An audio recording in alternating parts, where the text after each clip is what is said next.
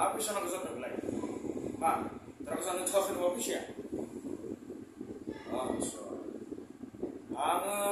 दा आङो नै माबायावसो दोङो भुटानाव औ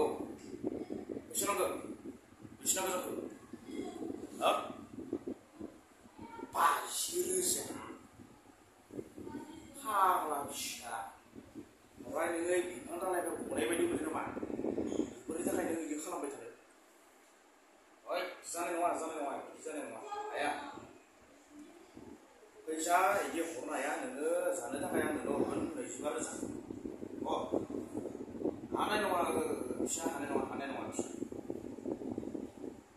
नोङो फाग्ला जालांगोन हयथ' बेफोरखौ लाबो थाङाबाना अके जों नै खायसे प्राइभेट ब्लक बानायनो नागिरदों भुटानाव दा जोंनिया बे ब्लकआबो जाबाय दिनै जोंबो एसे जेबो जाबाय नै बिदिनो बियार मोनथाम लोंदो बिदिनो माने नांथ'ला दे फिसा इमान फैसा हरनाया आं नोंनो नै दाना आङो गुगोल पे 25,000 हरसै बिदिनो जों साननांगौ